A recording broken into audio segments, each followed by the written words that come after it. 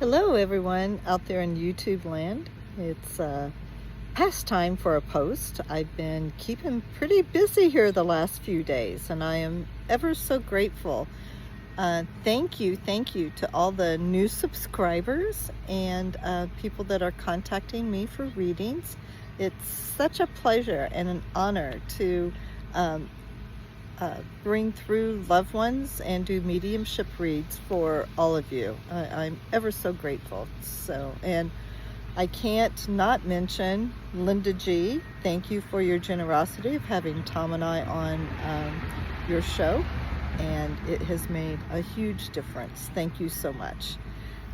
I also will mention that Tom and I will be doing a live show tomorrow, Wednesday. I believe it's the 29th at 1 p.m. Eastern Time. So if you have any questions or want to pop in and say hi, we'd sure appreciate it. So I thought I'd give you a different view of the other side of my backyard for today. And I grow in these tower gardens. They're called green stalks. And as you can tell, I love my flowers. And on the other side of me is another green stalk. There's a few veggies thrown in there. Yeah, you have to keep it legit by putting a vegetable in there. You know, at least every one tower has to have at least one or two veggies, just so I can justify saying it's a garden, okay? Yeah. Anyway, another little short from lessons I learned from Mom. And as we're being bombarded with all these kinds of energies here lately, the Schumann resonance is going off scale, solar flares, proton bomb, just everything. Even though I don't watch the news, there's energy that comes at you from the news. Some people are just really confused, so you never know when you go out into the public if you're going to get the nice version of people or the aggravated, agitated version of people. So I was reminded of a lesson from my mother, again, that I wanted to share with you. And that lesson is how to bubble up. And what she would tell us is that you need to protect your energy, and not so much in a protection mode, but in order to keep your good outlook on everything, and to keep your energy from being affected by everybody else's energy. That's how she explained it to us when we were little kids. So what she would tell us to do was put a bubble around yourself. So we would picture getting bubble gum was a treat, you know, because, you know, that rots your teeth out. But she would tell us to picture ourselves blowing a huge bubble from bubble gum, and so big that it would be transparent, so you can see everything around. And everything inside the bubble was you.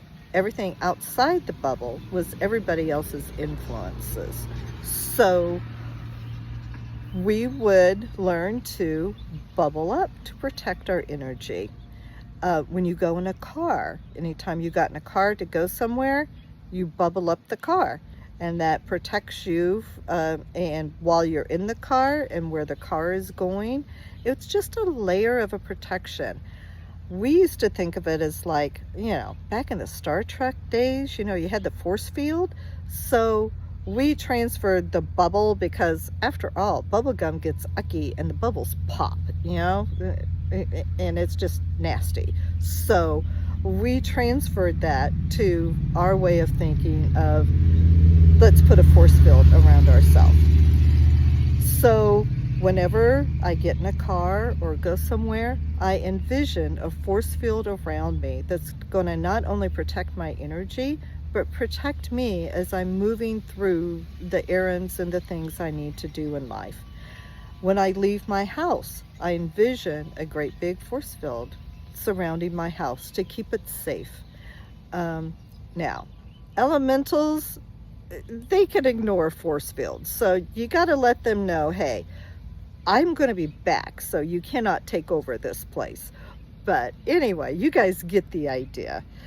So a lesson I learned when I started opening up to spirit, and still the force field thing was just automatic. You don't even realize you're doing it anymore.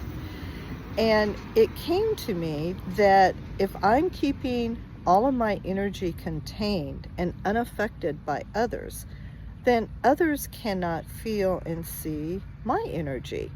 And if I'm opening up and I want to spread love and light and happiness and share a smile, share the energy of a smile with people, I was going to have to put little holes in that force field so that people could allow my energy to come through. So I was thinking, how can I do that? Because a force field is a force field, impenetrable. How can I make it penetrable and let my light out, but keep the negative, undesirable energy at bay? And so I just kind of designed it in my mind. You have gardening landscape that lets water seep through it, but the weeds can't come through. So I kind of use that imagery now. When I put that shield around myself, it's like a clear garden barrier. I let my light shine through, but I don't let the negative energy come through the other way and affect me. Now, I still feel it. Oh, yeah. When you're walking somewhere and you feel that whiff of negativity, or somebody's complaining, this is not going right, that's not going right. Yeah, I don't want to listen to that. So I turn and go the other way. But for those of us that are just starting to open up, I wanted to make you aware that you do have this capacity to bubble up yourself. You can let your light shine through. You can keep it inside if you're going into a tense situation and you know it. You have control of that. So you can ask your guides and your spirits and your angels, whoever you want to ask, let's protect myself. Or if I'm in a really happy place, if I'm with my grandkids, I want my light to shine. I'm not bubbling up around them. I want them to fully know and understand not only what grandma looks like and what grandma's hugs feel like, but I want to let them know this is what grandma's energy feels like. So you are in control of how you share your energy, who you share it with, who you don't share it with. So I just thought that was a nice little lesson that resonated with me from my mother, that I wanted to share a practice that that I continue to do, and I'm sharing with my son and his family on this type of outlook. We all have those things when we grow up, we hear those phases, and you're like, I'm never going to treat my children like that, or I'm never going to say that to my children. So it's kind of nice to look back on things your parents taught you that you have kept, knowingly kept, and gladly kept, and are sharing with the next generation. So I don't know what you think. I was just kind of sitting here enjoying my fruits of my labor here, and thought I would share that because it also led me to the thought, I wonder if trees and plants and things like that also feel negative. Well, we know they feel an energy, and I wonder if they just kind of flow with the breeze on that energy, or if they too have a shield mechanism that they engage, so to speak. They say when trees are have a forest fire heading that way, that they pull their energy back and down into their roots so that the essence of the tree survives. And as I'm thinking of that, what a perfect way to put up your force field, put up your bubble. You know, you withdraw your energy to yourself so that it's protected. And I'm sure the guides and the angels probably do that for us without us even knowing. Um, anyway, things to contemplate, you know, not just a simple little lesson of chewing a piece of bubble gum and using that concept to surround yourself with your own light and love energy, but how does that pertain to others?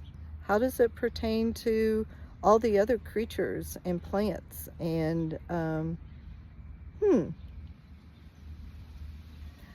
food for thought. I'm sure I will get the 2 and 3 o'clock wake up call from the guides and angels that will help me expand upon this even more. So if I get any more information, we'll definitely do another YouTube. Thanks so much again for everybody. Like, share, do all the things, and I am ever so grateful for everything that you and the universe are providing for us. Beautiful day here in Ohio, and I hope everyone's had a chance to enjoy some nature today.